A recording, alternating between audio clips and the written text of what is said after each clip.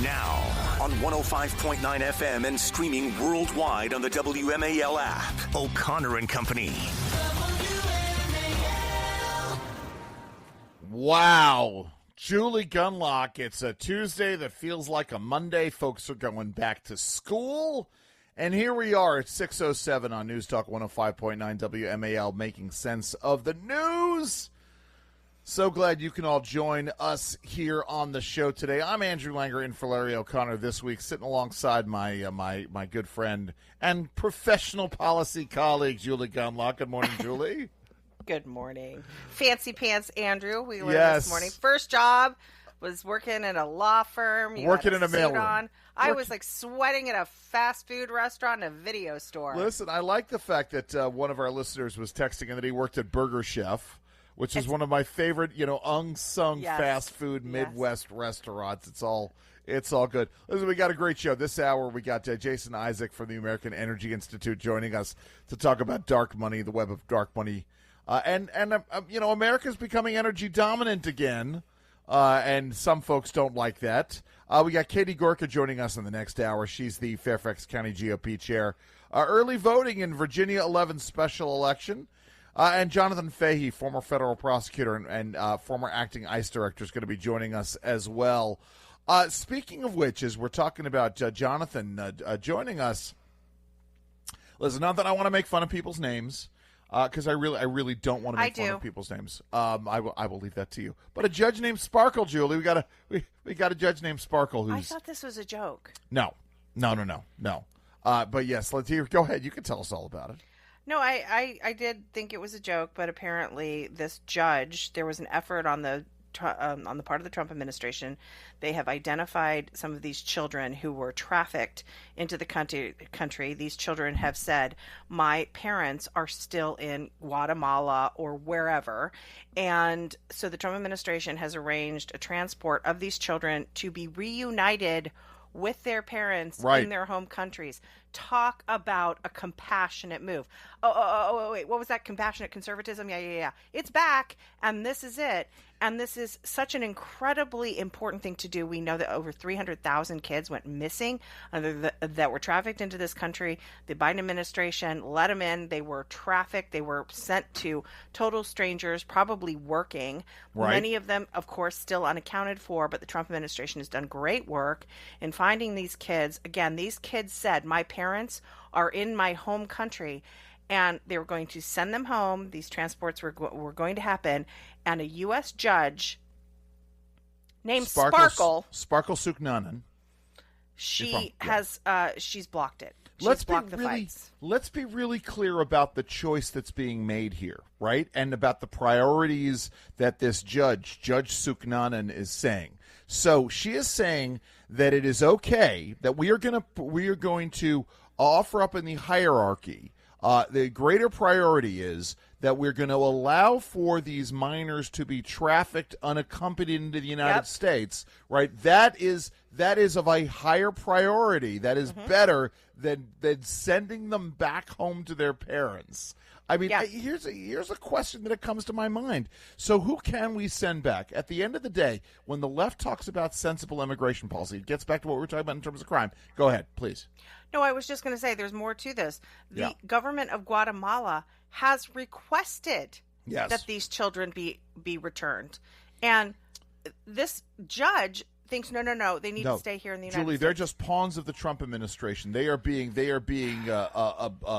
gull-cullied. They are being snookered by the Trump administration in terms of bringing this back. They don't really want these kids back. But at the end of the day, right, the left talks about, we want to deal with crime. We're tough on crime. And yet when it comes to being tough on crime, they're not really. No, we can't do this. We can't solve this problem. How dare we crack down on crime, right? Here they've been saying for years we need sensible immigration policy, sensible immigration reform.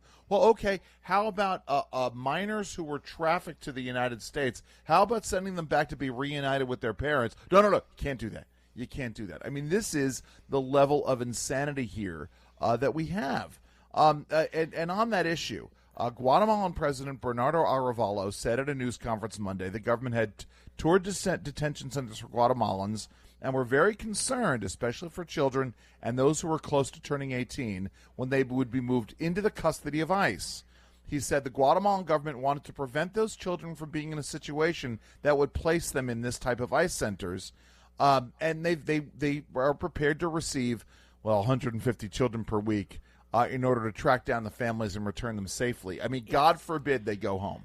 Yeah. The other thing is, I think that's important is some background on this judge. She's married to a man who is sort of involved with an organization that's he's an activist in D.C. And we see this a lot with these D.C. judges. They're all part of this sort of network of activists and radicals. She is yet another one of this. She also remains a citizen of Trinidad, where she was born. So she's here. She's a judge. She has dual citizenship. And I think there's some real questions also about her judgment. I think it's also important to remind people, look, the Biden-Harris administration lost track of 320,000 right. migrant children. We still don't know where the vast majority of them are. And of course, the media ignores that incredible story and is, of course, going to report favorably on this judge's action when not only has their own government asked for them back, but this is a chance for these children to be reunited with their parents. I honestly, nothing makes me more mad than how the media has ignored this horrifying story of 320,000 children going missing. But then again, to see them criticize this action of attempted reuniting these children is just mind-boggling. And let's talk about this and take it to its conclusion. What is the goal here in terms of these kids remaining in the United States and the policy implications that are out there? I mean, does it now become the responsibility of American taxpayers to foot the bill in their communities? Yeah, sorry, go ahead. Yeah, that is their goal. Their goal is to keep these children here, future voters. We know they want to increase their numbers. This is the goal. Forever reliant on the government for their own survival. This is absolutely the goal of the Democrat Party. My point at the end of the day is, setting aside, any kind of a discussion of whether or not this is goodwill policy, the best of intentions here. The reality is somebody has to pay the bill for this. Somebody has to pay for the education. Somebody has to pay for, let's assume that they're all we want to try to get them all adopted by American families. Someone has to foot the bill there. Local communities, the school systems themselves are going to have to foot the bill for educating these kids. So at the end of the day, there are legitimate public policy questions that need to get answered, and the left has no answers to this. Sparkle Suknanen, Judge Suknanen, has no answers for this. No, because it's Donald Trump negotiating with the Guatemalan government. Obviously, this is a bad thing, so we're going to keep these folks here. Listen, we've got more to get to in just a moment, but it's 6:15 a.m. WMAL, making sense of the news. Live from the Home Paramount Pest Control Studios. Home Paramount, the leader in pest control since 1939. So, Julie, went to Costco over the summer and was dreading it. The Costco near where I live is an older Costco. It's got a really bad parking lot. And I said, something to my wife, let's get down there. Let's get down there before it opens. That way we can get in, get out. We rarely go. I don't like, me, I don't like crowds. And we get there and we find out that there are extra hours if you're an executive member.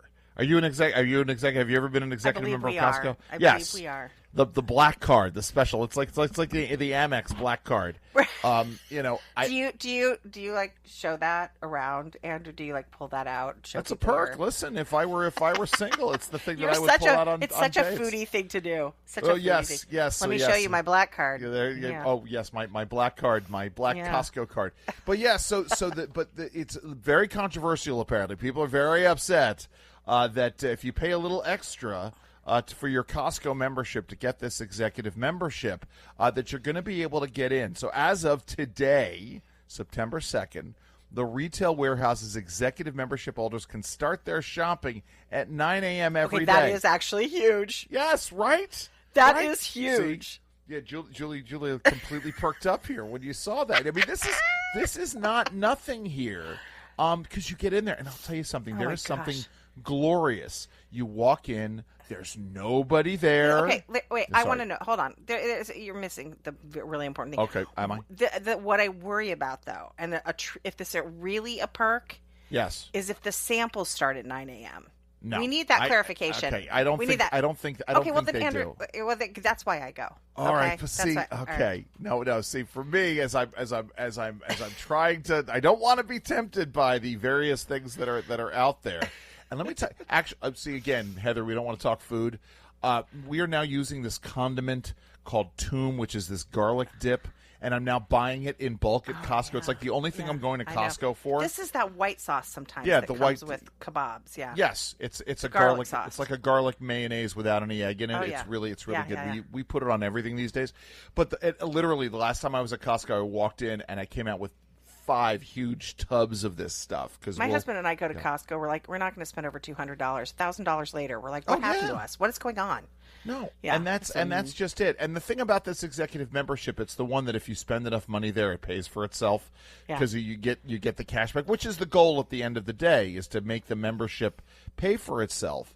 It's a thing. It is worth also this executive membership and being able to go at 9 a.m. I mean that rush at 10 a.m. is so unpleasant, right? If you really want to get in there, because people are so aggressive. They're so aggressive. Right. So this is very... Plus, all the clothing is organized, at least semi-organized, so you can find the stuff in your sizes. But I mean, that's just it. Listen, you know something? I want to hear from you. I do. I want to hear from Julie. I don't know if Julie wants to hear from you about this, but tweet at me. X at me, at Andrew_Langer, if you think this is worth it. I think most folks, listen, I think if you already have the executive membership, you're gonna go and this is gonna be a great perk for you. The real question at the end of the day is whether or not Costco is going to get folks to convert their regular memberships to executive memberships in order to do this. Is this the only perk? Is the 1 hour more? It's the 2 perks of it are, right? It's the hour earlier, and then you get the cash back at the end of the year. You get your check at the end of the year. I don't think that there are any other... I'm telling you, let me give you some corporate advice. I'd be so good at giving corporate advice. Yes. Start the appetizers. Okay, start the nibbles at the same time, 9 a.m. All right, how about this? Past hors d'oeuvres. Forget the stations. There are whole TikTok videos of parents going, we had lunch. We fed the kids at Costco, and they just go around to the. No, I'm not speaking from experience, by the way, but yes. Let's just say if you really want this to go surge, and you graze. Yes, it's we used to call it grazing in our household. But the other thing is, right, it's not just that. I haven't had a Costco hot dog, the hot dog, which is still one of the greatest deals. Oh my gosh! In $1.50, food service. $1.50. Still $1.50 after how many years? 30 years it's almost. Huge. Yes. It's $1.50 gets you a quarter-pound size hot dog and a soda. Now, have you done the thing? Now, I have not. Yeah. But what the kids are doing now is they're taking the hot dog. I don't know if this is some keto thing, but they're taking the hot dog out of the bun, and then they're taking the cheese off of the pizza and wrapping the hot dog in the cheese. No.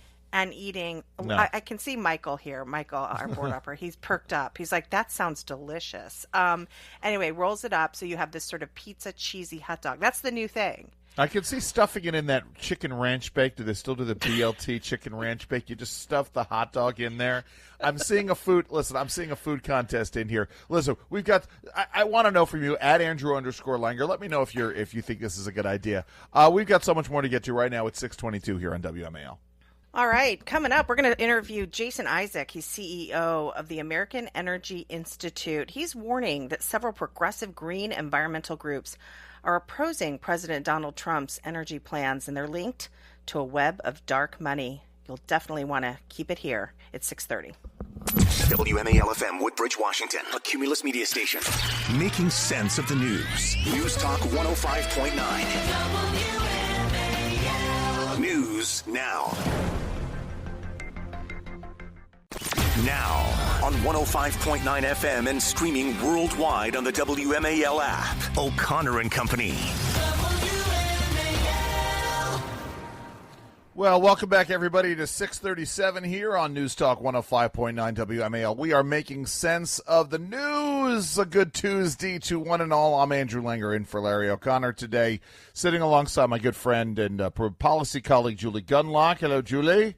Good morning. Good morning. We got Katie Gorka of the Fairfax County GOP chair joining us in the next hour. We got Reagan Reese, White House correspondent with the Daily Caller. She's going to fresh off her exclusive interview with the president. She's going to join us.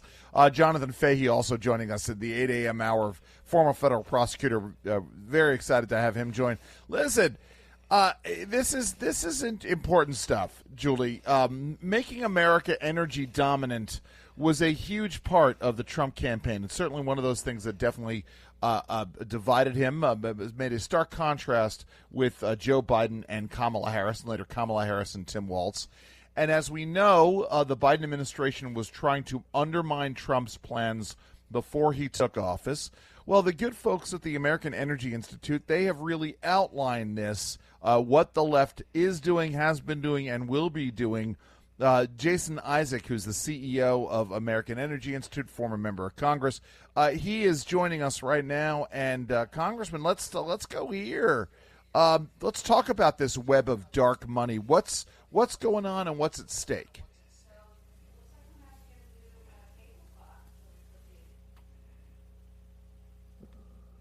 Okay. Oh, hi, there we are. There we go.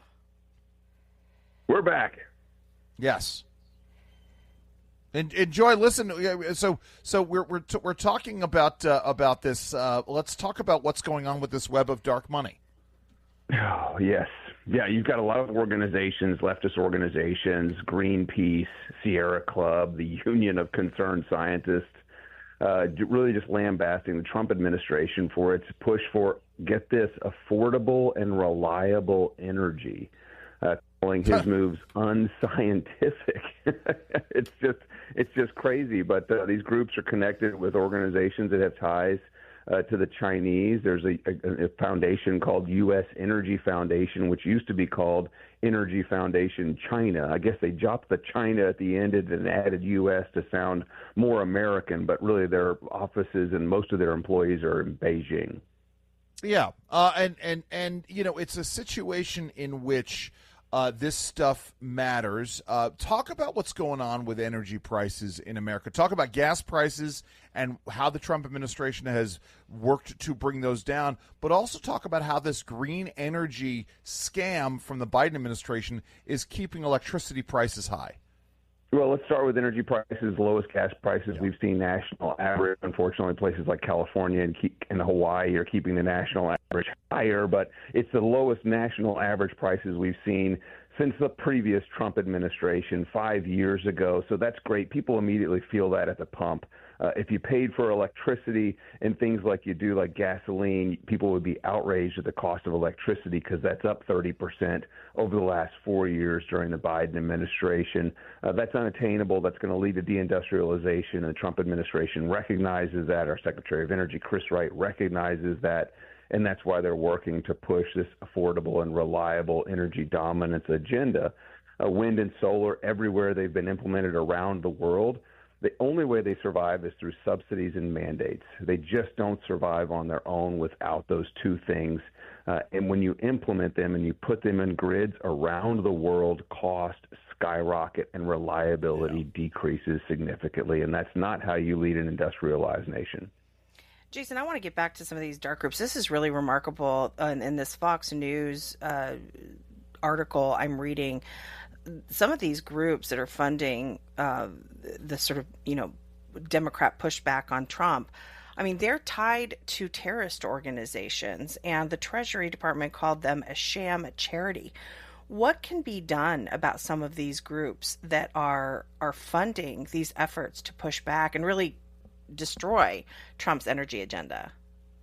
Well, really, I don't think groups like the Energy Foundation China or U.S. Energy Foundation, whatever moniker they're going by now, should get protection from the IRS for their 501c3 nonprofit status. They're dumping money into think tanks and institutions of higher education around the United States to drive this fear, this climate alarmist, eco-anxiety-driven fear to really scare us into actions that are detrimental to our own benefits.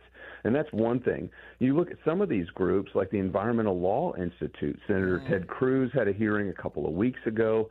It turns out 23 state attorneys generals sent letters last week to EPA Administrator Lee Zeldin because they discovered, we published a report, the American Energy Institute published a report last year exposing the work that they're doing to taint judges around the country on cases that haven't even come to their courts yet. And now 5 or 6 cases have been dismissed this year. It's just ludicrous to blame companies that provide the energy that we need on changing weather. It's just absolutely absurd, but yet they're doing it, trying to win one case. There's dozens of cases now.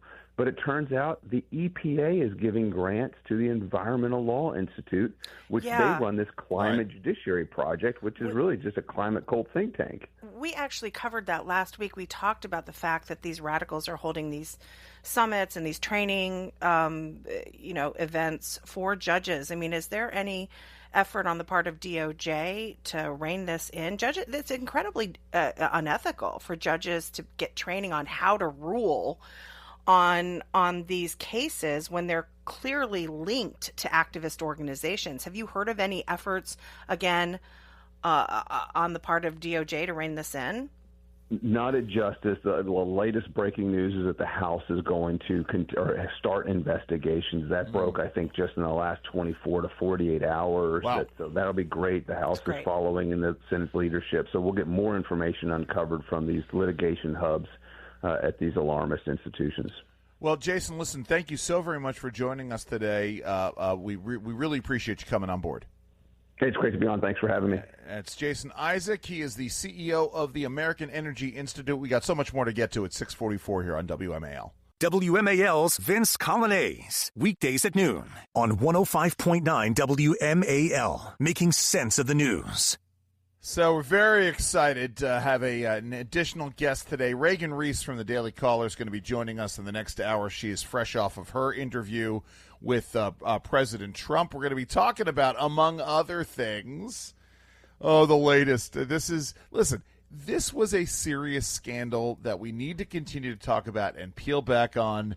The extensive use of the Autopen by President Biden.